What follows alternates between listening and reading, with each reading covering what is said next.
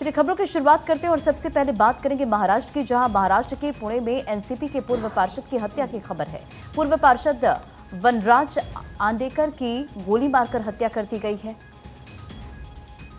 NCP नेता की हत्या के मामले में फिलहाल इस पूरे मामले को लेकर पुलिस की टीम जांच पड़ताल कर रही है। हमलावर की तलाश के लिए कई टीमें भी गठित कर दी गई है। तो ये बड़ी खबर इस वक्त की आपको बता रहे हैं महाराष्ट्र के पुणे से, जहां महाराष्ट्र के पुणे में एनसीपी के पूर्व पार्षद की हत्या की खबर है। फिलहाल पुलिस इस पूरे मामले को लेकर तफ्तीश कर रही है। टीम गठित की गई है और इस हत्या के मामले को लेकर टीम लगातार जांच पड़ताल कर रही है। पूर्व पार्षद वनराज की गोली मारकर हत्या कर दी गई है और एनसीपी नेता की हत्या के इस मामले को लेकर लगातार पुलिस की टीम तफ्तीश कर रही है। देखिए इस इलाके में किस तरह से पुलिस की टीम यहां पर मौजूद है, वहां के लोगों से पूछताछ कर रही है, जांच पड़ताल लगातार की जा रही। तो हत्या के मामले को लेकर कई टीमों का गठन हो गया है और हमलावर की तलाश के लिए टीमें गठित की गई है, जो कि लगातार इस पूरे मामले को लेकर जाँच पड़ताल कर रही है। तो बड़ी खबर आपको बता रहे हैं। तो देखिए जानकारी ये सामने आ रही है इस मामले को लेकर कि घरेलू विवाद के चलते वनराज पर गोली चलाई गई है, ये खबर मिल रही है। और ये भी बताया जा रहा है कि पूर्व पार्षद पर ताबड़तोड़ 5 गोलियां चलाई गई है। फायरिंग के बाद वनराज को तुरंत हॉस्पिटल लेकर जाया गया, जहां पर उनको लेकर ये जानकारी इस वक्त सामने आ रही है कि उनकी मौत हो गई है। बड़ी खबर इस वक्त ये है, इस मामले को लेकर हमलावर की तलाश के लिए टीमों का गठन भी कर दिया गया है। महाराष्ट्र के पुणे में एनसीपी के पूर्व पार्षद वनराज की गोली मारकर हत्या की गई है रविवार को, और अब इस मामले को लेकर पुलिस ने अपनी आगामी कार्रवाई भी शुरू कर दी है। हालांकि आप देखिए पुणे के अंदर क्राइम थमता नजर नहीं आ रहा है। रविवार की रात को एनसीपी के पूर्व पार्षद की गोली मारकर हत्या कर दी गई, जिससे इलाके में हड़कंप मच गया है। पुलिस ने पूरे मामले की जांच पड़ताल शुरू कर दी है। बताया जा रहा है कि पूर्व पार्षद पर ताबड़तोड़ 5 गोली चलाई गई। फायरिंग के बाद वनराज घायल हो गए, जिन्हें हॉस्पिटल लेकर जाया गया, जहां पर उनकी मौत हो गई। हालांकि पुलिस के अकॉर्डिंग घरेलू विवाद के चलते नानापेट में डोके तालीम के सामने करीब 8:30 बजे वनराज को गोली मारी गई थी। गोली लगने के बाद वो वहीं पर गिर गए। वनराज को इलाज के लिए KEM अस्पताल लेकर जाया गया, जहां पर उनकी मौत की खबर है। घटना पुणे के हमेशा भीड़ भाड़ वाले इलाके कहे जाने वाले नानापेठे के डोके तलामी के सामने की बताई जा रही है, जहां पर इस वारदात को अंजाम दिया गया। हालांकि ये भी बताया जा रहा है कि इस मामले में अभी पुलिस ने कार्रवाई शुरू कर दी है। यहां पर ये बताया जा रहा है कि 2 पहिया वाहन पर सवार 3 से 4 लोग यहां पर आए थे। उन्होंने देखा कि वो अकेले हैं, उन पर हमला कर दिया गया और वनराज पर पहले कोयता से हमला किया गया, फिर गोली मारी गई। उसके बाद जब वो वहां खून से लथपथ पड़े हुए थे तो हमलावर मौके से इस वारदात को अंजाम देने के बाद फरार हो गए। वनराज 2017 पुणे नगर निगम चुनाव में राष्ट्रवादी कांग्रेस पार्टी से नगर सेवक भी चुने गए थे। वनराज के चचेरे भाई उदयकांत भी पार्षद रह चुके हैं। हालांकि पुलिस ने घटना की जांच पड़ताल अब शुरू कर दी है, लेकिन चुनाव से पहले इस हत्या से बवाल यहां पर जरूर मच गया है।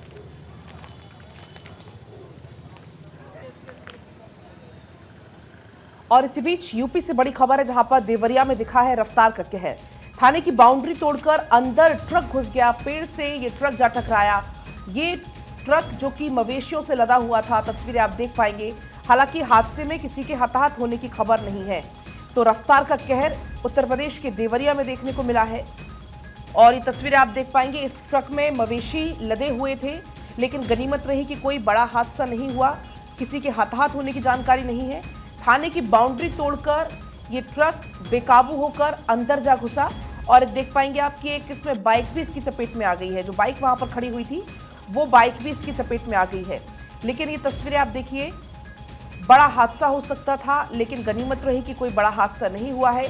ये बाउंड्री थाने की है और थाने की बाउंड्री को तोड़कर अंदर जा घुसा और जाकर पेड़ से टकरा गया ये ट्रक।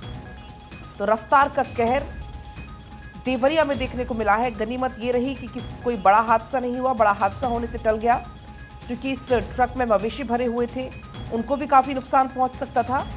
लेकिन गनीमत की बात है कि कोई इस तरीके से बड़ा हादसा नहीं हुआ है। तो ये बड़ी खबर आप तक पहुंचा दें।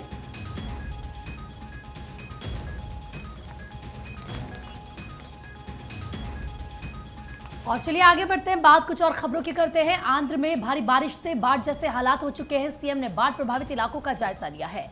सीएम नायडू ने हालातों का जायजा लिया है, अधिकारियों को दिए हैं राहत बचाव काम में तेजी लाने के निर्देश। तो इस वक्त की बड़ी खबर आपको बता रहे हैं, आंध्र प्रदेश में बारिश के बाद बाढ़ जैसी स्थिति हो चुकी है, हर तरफ पानी ही पानी है, हालात वहां पर खराब हो चुके हैं। ऐसे में खुद सीएम चंद्रबाबू नायडू देखिए किस तरीके से लोगों के बीच पहुंचे हैं, जो प्रभावित हुए हैं बाढ़ से, लोग उनके बीच गए हैं और अधिकारियों को दिशा निर्देश जारी किए गए हैं कि जल्द से जल्द यहाँ पर एक्शन लिया जाए, जो लोग जिनको दिक्कत हो रही है उनकी दिक्कतों को दूर किया जाए, समस्या का समाधान दिया जाए। तो अधिकारियों को दिशा निर्देश सीएम नायडू की तरफ से जारी किए गए। आप देख सकते हैं वो यहाँ पर खुद ही, क्योंकि पानी पानी नजर आ रहा है, लोगों के बीच में मौजूद हैं और क्राफ्ट में वो बैठे हुए हैं और जायजा लेने के लिए आगे निकले हैं। तो क्योंकि आंध्र में भी भारी बारिश के बाद बाढ़ जैसे हालात है, जलभराव की स्थिति वहां पर हो चुकी है, लोगों को भारी दिक्कतों का सामना करना पड़ रहा है। और ऐसे में इससे पहले गुजरात के हालात आपको दिखाए थे, जहां पर बारिश के बाद बाढ़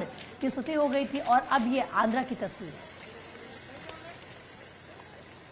तो आप देख सकते हैं वहां पर तमाम जो अधिकारी हैं वो भी सीएम के साथ मौजूद हैं। सीएम ये मैसेज देते हुए कि आम जनता के साथ इस घड़ी में, मुश्किल वक्त में वो उनके साथ हैं, और अधिकारियों को दिशा निर्देश दिए गए हैं कि अगर कोई लोग कहीं पर फंसे हुए हैं तो जल्द से जल्द उनको रेस्क्यू किया जाए, राहत बचाव कार्य तेजी के साथ किया जाए, जो लोग फंस गए हैं उनको दूसरी जगह शिफ्ट किया जाए, और किसी तरह की बाकी दिक्कत लोगों को ना हो ये सुनिश्चित किया जाए। तो तस्वीरें आपको दिखा रहे हैं जब खुद मुख्यमंत्री चंद्रबाबू नायडू उतरे हालातों का जायजा लेने के लिए, लोगों के बीच वो पहुंचे। आप देख सकते हैं बाकी रेस्क्यू टीम के जो लोग हैं वो भी उनके साथ मौजूद है, भारी संख्या में लोग हैं, उनसे भी बातचीत सीएम नायडू की तरफ से की गई है कि जल्द से जल्द हालात सामान्य हो जाएंगे, लेकिन तब तक आपको परेशान होने की जरूरत नहीं है, क्योंकि अधिकारियों को दिशा निर्देश जारी किए गए हैं कि राहत बचाव काम में तेजी लाया जाए।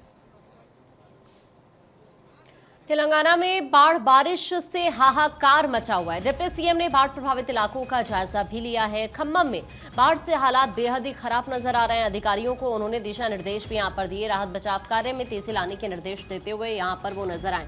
तस्वीरें इस वक्त हम आपको दिखा रहे हैं। इस वक्त तेलंगाना की अगर बात की जाए तो कई ऐसे इलाके हैं जो इस वक्त बहुत ही ज्यादा प्रभावित हैं। तस्वीरों में भी आप देख सकते हैं इस वक्त हालात किस तरह के बने हुए हैं। सीएम खुद मौके पर पहुंचे, जायजा लिया। हालांकि प्रधानमंत्री नरेंद्र मोदी ने भी हाल ही में तेलंगाना के मुख्यमंत्री से बातचीत भी की थी। उन्होंने यहां पर हर संभव मदद का भरोसा उन्हें दिया था। लगातार जो एनडीआरएफ की टीमें हैं वो यहां से जो प्रभावित लोग हैं उनको लगातार सुरक्षित स्थानों पर पहुंचाने का कार्य कर रही है, लेकिन अभी भी हालात जिस तरह के बने हुए हैं वो जरूर चिंताजनक है। तस्वीरें भी आप जरा देखिए, आपको दूर तक यहाँ पर गांव नजर नहीं आएंगे, बल्कि पानी ही पानी चारों तरफ आपको यहाँ पर नजर आएगा। अब ऐसे में डिप्टी सीएम की तरफ से बाढ़ प्रभावित इलाके का भी दौरा किया गया। इससे पहले मुख्यमंत्री भी लगातार यहाँ पर दौरा करते हुए नजर आ रहे हैं, और हालांकि सीएम ने प्रधानमंत्री नरेंद्र मोदी से बातचीत भी की थी और उन्होंने यहाँ पर हालात को देखते हुए तमाम जानकारी प्रधानमंत्री को दी थी। लेकिन इस वक्त जो हालात बने हुए हैं, अभी भी मौसम विभाग की तरफ से कई ऐसे तेलंगाना के जिले हैं जहां पर भारी बारिश को लेकर एक बार फिर से अलर्ट जारी किया है। तो अभी भी और ज्यादा हालात यहां पर खराब होते हुए नजर आ सकते हैं। हालांकि इससे पहले मुख्यमंत्री रेड्डी ने मंत्रियों, अधिकारियों और जनप्रतिनिधियों के साथ मीटिंग भी की थी, हालात की समीक्षा की और जरूरी दिशा निर्देश यहां पर इन हालात को लेकर उन्होंने अधिकारियों को दिए थे। तो देखिए, तेलंगाना और आंध्र में बाढ़ बारिश से हाहाकार बचा हुआ। पीएम नरेंद्र मोदी ने भी दोनों राज्यों के मुख्यमंत्री से बात की है और हर संभव मदद का आश्वासन भी दिया है, क्योंकि इस वक्त वहां के हालात बेहद खराब हैं। अगर बात आंध्र प्रदेश की करें तो 294 गांव के 13,227 लोगों को सुरक्षित स्थानों पर पहुंचाया गया है। यहां पर जलभराव की वजह से तेलंगाना में पटरियों में जलभराव के कारण 99 ट्रेनें रद्द करनी पड़ी है और 54 ट्रेनों के मार्ग को बदलना पड़ा है। तो इससे आप अंदाजा लगा सकते हैं कि वहां पर क्या स्थिति है। और लगातार जो सीएम है वो देखिए ग्राउंड पर पहुंच रहे हैं, अधिकारियों के साथ मीटिंग करने के साथ साथ दिशा निर्देश भी दे रहे हैं, और साथ ही साथ प्रधानमंत्री नरेंद्र मोदी भी दोनों मुख्यमंत्री से बात कर हर संभव मदद का आश्वासन उन्होंने दिया है। खबरों में आगे बढ़ते हुए बात मध्य प्रदेश की करते हैं, जहां मध्य प्रदेश के हटा में दर्दनाक हादसा हो गया है। सवारियों से भरी ट्रॉली पलट गई और इस हादसे में एक बच्चे समेत 2 लोगों की जान चली गई है। 12 लोगों की हालत गंभीर बताई जा रही है।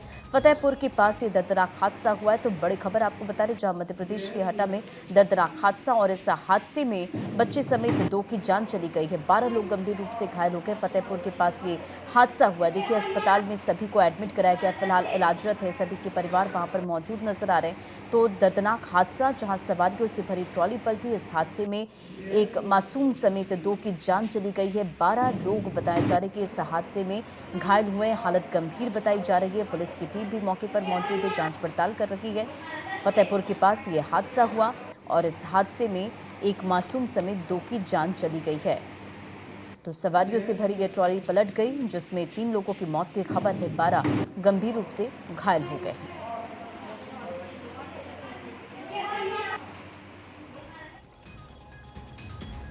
तो अगर हम अखबारों का जिक्र करें तो प्रधानमंत्री नरेंद्र मोदी ने आंध्र प्रदेश के सीएम चंद्रबाबू नायडू से बातचीत की है। तेलंगाना के सीएम से भी पीएम मोदी ने बातचीत की, क्योंकि अभी हम आपको तस्वीरें भी दिखाई किस तरीके से वहां पर हालात बने हुए हैं। तो ऐसे में पीएम मोदी की नजर भी आंध्र प्रदेश पर है। हर संभव मदद का आश्वासन प्रधानमंत्री नरेंद्र मोदी ने दिया है, क्योंकि इस वक्त राज्य बहुत ज्यादा मुसीबत से जूझ रहा है। इस ऐसे में जहां तक आप नजर डालेंगे आपको वहां तक सिर्फ और सिर्फ पानी नजर आएगा। वहां के जो आम लोग हैं उनको बहुत ज्यादा परेशानी हो रही है, मवेशियों को बहुत परेशानी हो रही है, किसानों को अब तक बहुत नुकसान हो चुका है। और ऐसे में तेलंगाना के सीएम से भी प्रधानमंत्री मोदी ने बातचीत की है, आंध्र प्रदेश के सीएम से भी पीएम मोदी ने बातचीत की है, क्योंकि कई सारी ट्रेनें भी अब तक रद्द हो चुकी हैं। लगातार भारी बारिश के कारण हालात बेकाबू हो चुके हैं और ऐसे में प्रधानमंत्री नरेंद्र मोदी हर एक हालात पर नजर रखे हुए हैं। उनकी तरफ से कहा भी गया कि अगर आपको कुछ ज़रूरत है तो केंद्र हर संभव मदद आपको मुहैया कराएगा। इसके अलावा जो राहत बचाव कार्य है वो लगातार चल रहा है। तमाम टीमों को अलर्ट पर रहने के निर्देश दिए गए हैं, क्योंकि स्थिति बहुत ज़्यादा खराब होती जा रही है। लगातार जो जलस्तर है नदियों का वो बढ़ रहा है, बांधों के गेट खोलने पड़ रहे हैं। तो ऐसे में प्रधानमंत्री नरेंद्र मोदी की आंध्र प्रदेश और तमिलनाडु दोनों ही राज्यों पर नजर लगातार बनी हुई है। तो हालातों पर नजर बनाए हुए हैं खुद प्रधानमंत्री नरेंद्र मोदी। तो वहीं देश भर में बाढ़ को लेकर गृह मंत्रालय ने भी जानकारी दी है। बाढ़ प्रभावित राज्यों की मदद की जा रही है, ये होम मिनिस्ट्री की तरफ से बताया गया है। पीएम मोदी के नेतृत्व में प्रभावित राज्यों की मदद की जा रही है। केंद्र सरकार हर संभव मदद मुहैया करवाने को प्रतिबद्ध है। तो देखिए, मिनिस्ट्री ऑफ होम अफेयर की तरफ से ये जानकारी दी है और कहा गया है कि बाढ़ प्रभावित राज्यों के अधिकारियों के संपर्क में गृह मंत्रालय है।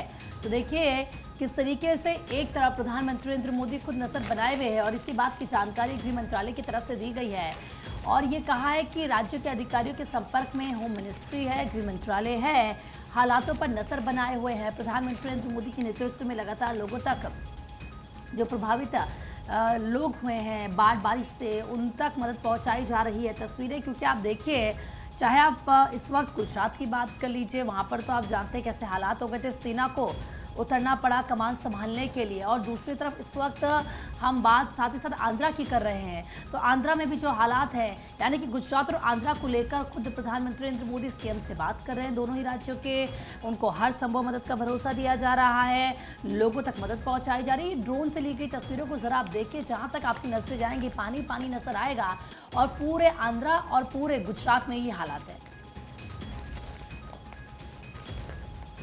उधर गृह मंत्री अमित शाह ने आंध्र प्रदेश के सीएम चंद्रबाबू नायडू से बातचीत की है। तेलंगाना के सीएम से भी गृह मंत्री ने बातचीत की है। बाढ़ के हालात को लेकर जानकारी उन्होंने ली है, हर संभव मदद का आश्वासन दिया है। अखबारों के अंदर भी इसका जिक्र है, क्योंकि अभी तक जिस तरह के हालात आंध्र के अंदर बने हुए हैं, तेलंगाना के अंदर बने हुए हैं, ये बताया जा रहा है कि 20 और लोगों की जान यहां पर चली गई है। साथ साथ यहाँ दोनों ही अगर इलाकों की बात की जाए, आंध्र की बात की जाए, तेलंगाना की बात की जाए, तो यहाँ दोनों ही इलाकों में 17,000 लोग अभी तक प्रभावित हैं, जिन्हें यहाँ से निकालकर सुरक्षित स्थानों पर पहुंचाया जा रहा है।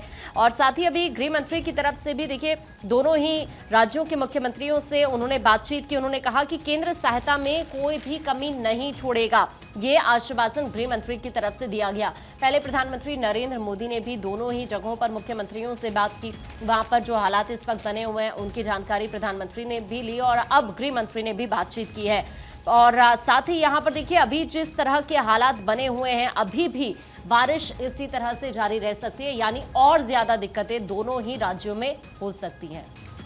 बढ़ते खबरों में आगे बात अब करेंगे राजस्थान की। प्रधानमंत्री नरेंद्र मोदी से मिले हैं राजस्थान के सीएम भजनलाल शर्मा और सरकार के कामकाज की पीएम नरेंद्र मोदी को पूरी जानकारी दी गई है। 7 महीने की रिपोर्ट सौंपी गई है और कई और अहम मुद्दों पर इस दौरान चर्चा की गई है। तो बीते दिन की तस्वीर आप देख रहे हैं, जब राजस्थान के सीएम यहां पर मुलाकात करते हुए नजर आए। कई अहम मुद्दों पर यहां पर बातचीत हुई है। पीएम नरेंद्र मोदी से कई महत्वपूर्ण बिंदुओं पर चर्चा की गई है और फिलहाल ये तस्वीर आपको दिखा रहे। राइजिंग राजस्थान समिट के लिए मांगा समय, सरकार की योजनाओं पर भी चर्चा हुई है। तो मुख्यमंत्री भजनलाल शर्मा ने रविवार को दिल्ली में पीएम नरेंद्र मोदी से मुलाकात की। मुलाकात में सीएम भजनलाल शर्मा ने प्रधानमंत्री नरेंद्र मोदी से राइजिंग राजस्थान समिट को लेकर समय मांगा है। इस दौरान दोनों नेताओं के बीच प्रदेश के राजनीतिक हालात और प्रदेश में चल रही केंद्र और राज्य की सरकार की योजनाओं को लेकर भी चर्चा हुई है। और देखिए, अखबारों में भी इसका जिक्र किया गया। बताया जा रहा है कि सीएम भजनलाल शर्मा की प्रधानमंत्री नरेंद्र मोदी से मंत्रिमंडल विस्तार को भी लेकर चर्चा हुई है और इस चर्चा के साथ साथ कई अहम मुद्दों पर भी चर्चा हुई है। जानकारी ये भी है कि राइजिंग राजस्थान के मुद्दों को लेकर भी चर्चा हुई है। समिट को लेकर पीएम नरेंद्र मोदी से समय मांगा गया है। साथ ही साथ देखिए, ऐसे में ये संभावना जताई जा रही है कि उपचुनाव और अन्य राजनीतिक परिस्थितियों को देखते हुए सीएम भजनलाल शर्मा अपने मंत्रिमंडल का विस्तार भी कर सकते हैं और इस पर भी इस मुलाकात के दौरान बातचीत हुई है, चर्चा हुई है। चलिए आगे बढ़ते हुए और बड़ी खबर आपको बताएंगे, क्योंकि बीजेपी की तरफ से सदस्यता अभियान जो कि आज शुरू होने वाला है। प्रधानमंत्री नरेंद्र मोदी अपनी सदस्यता को रिन्यू भी इस दौरान करेंगे, क्योंकि बीजेपी का लक्ष्य बड़ा है। ज्यादा से ज्यादा लोगों को जोड़ना भारतीय जनता पार्टी से, ये बीजेपी का अपना लक्ष्य है और ऐसे में आज से इसकी शुरुआत हो रही है। प्रधानमंत्री नरेंद्र मोदी खुद भी अपनी सदस्यता को रिन्यू आज करते हुए नजर आने वाले हैं। तो बीजेपी की तरफ से सदस्यता अभियान चलाया जा रहा है। लक्ष्य हर किसी को दिया गया है कि आपको अपने साथ ज्यादा से ज्यादा कार्यकर्ताओं को जोड़ना है, आप बीजेपी को सबसे बड़ी पार्टी बनाना है और ऐसे में पीएम मोदी भी अपनी सदस्यता को रिन्यू करेंगे। तो देखिए, प्रधानमंत्री नरेंद्र मोदी भी अपनी सदस्यता को रिन्यू करेंगे, क्योंकि सदस्यता अभियान ये है और ज़्यादा लोग बीजेपी के साथ जुड़े, ये भारतीय जनता पार्टी की कोशिश है। आगे बढ़ेंगे। कोई संत सत्ता का गुलाम नहीं हो सकता, सीएम योगी आदित्यनाथ का ये बड़ा स्टेटमेंट आपको बता रहे हैं। चंदौली में सीएम योगी ने कहा कि संत समाज को जोड़ने का काम करता है। देश और समाज को सही दिशा संत ही दिखा सकता है। और क्या कुछ इस दौरान उन्होंने कहा, सुनिए आप। उन्होंने विदेशी आक्रांता उस समय के जो शासक थे उनको फटकार लगाई थी। यानी ये चीजें दिखाती हैं, एक संत और एक योगी सत्ता का गुलाम नहीं होता है, बल्कि वह अपने कदमों पर उन्हें चलने के लिए मजबूर करता है। और यही कार्य आज से 425 वर्ष पहले इसी रामगढ़ गांव में जन्मे पूज्य बाबा अघोराचार्य कीनाराम जी महाराज ने अपनी दिव्य साधना के माध्यम से हम सबके सामने प्रस्तुत किया। चंदौली के अंदर सीएम योगी मौजूद थे और यहीं पर उन्होंने संत समाज को लेकर इन बातों का जिक्र किया। कहा, संत समाज देश को जोड़ने का कार्य करता है, समाज को सही दिशा संत समाज दिखाता है। ये सीएम योगी मंच से कहते हुए कार्यक्रम के दौरान नजर आया। आगे बढ़ेंगे, काशी की बात करेंगे, जहां पर बीजेपी के युवा मोर्चा कार्यशाला में सीएम योगी का स्टेटमेंट सामने आया। उन्होंने कहा, यूपी में बहन बेटियां सुरक्षित हैं। 2017 से पहले यूपी बदहाल था, इस बात का जिक्र करते हुए सीएम नजर आए। आप जानते हैं, उत्तर प्रदेश के अंदर जिस तरह से बहन बेटियों को लेकर खास तौर पर सीएम बहुत ज्यादा सख्त रहते हैं उनकी सुरक्षा को देखते हुए। आपने इससे पहले भी देखा, उत्तर प्रदेश में कहीं ना कहीं उनके कई बड़े फैसले महिलाओं की सुरक्षा को लेकर नजीर बने हैं देश के अलग अलग हिस्सों में भी। और अब एक बार फिर से उन्होंने महिलाओं की सुरक्षा को लेकर ही स्टेटमेंट दिया। कार्यशाला में मौजूद थे, यहीं पर उनकी तरफ से कहा गया कि उत्तर प्रदेश के अंदर बहन बेटियां सुरक्षित हैं। 2017 से पहले उत्तर प्रदेश बदहाल था और जाहिर सी बात है, अगर आप उत्तर प्रदेश के अंदर महिलाओं से बातचीत करेंगे तो वो भी आज इस बात का जिक्र करती हैं कि वो प्रदेश के अंदर अब कितना सेफ फील कर पाती हैं। बढ़ती खबरों में आगे, और बीजेपी में शामिल होने के बाद पहली बार अपने पैतृक गांव पहुंचे झारखंड के पूर्व मुख्यमंत्री चंपाई सोरेन। स्थानीय लोगों ने उनका गर्मजोशी के साथ स्वागत किया और ये तस्वीरें आपके स्क्रीन पर। जब अपने स्थानीय गांव पहुंचे चंपाई सोरेन तो देखिए, जो स्थानीय लोग वो काफी ज्यादा खुश नजर आए और चंपाई सोरेन से उनका वेलकम किया गया वहां पर और जोरदार स्वागत किया गया। तो देखिए, अब पूर्व सीएम चंपाई सोरेन जो कि झारखंड मुक्ति मोर्चा को छोड़कर बीजेपी में शामिल हो चुके हैं। झारखंड में विधानसभा चुनाव भी होने हैं और ऐसे में ये काफ़ी ज़्यादा महत्वपूर्ण माना जा रहा है बीजेपी को लेकर कि क्योंकि लगातार आप देख रहे हैं कि बीजेपी वहां पर रणनीति बना रही है और लगातार कोशिश यही की जा रही है कि ज़्यादा से ज़्यादा सीट हासिल की जा सके। इसे लेकर बीजेपी पूरी तरह से एक्शन मोड में नजर आ रही है। फिलहाल ये तस्वीर उस दौरान की जब चंपाई सोरेन अपने स्थानीय गाँव पहुंचे, स्थानीय लोगों ने उनका जोरदार स्वागत किया। और वहीं हरियाणा के जींद में बीजेपी की जन आशीर्वाद रैली, सीएम नायब सिंह सैनी रहे मौजूद। उन्होंने कहा इस दौरान कि किसानों को बहकाने वाले बाप बेटे को पूरा देश नकार चुका है। तो हरियाणा में जींद में बीजेपी की तरफ से जन आशीर्वाद रैली निकाली जा रही है और ऐसे में सीएम नायब सिंह सैनी मौजूद रहे। इस रैली में संबोधित किया, तमाम बड़ी बातों का जिक्र उनकी तरफ से किया गया।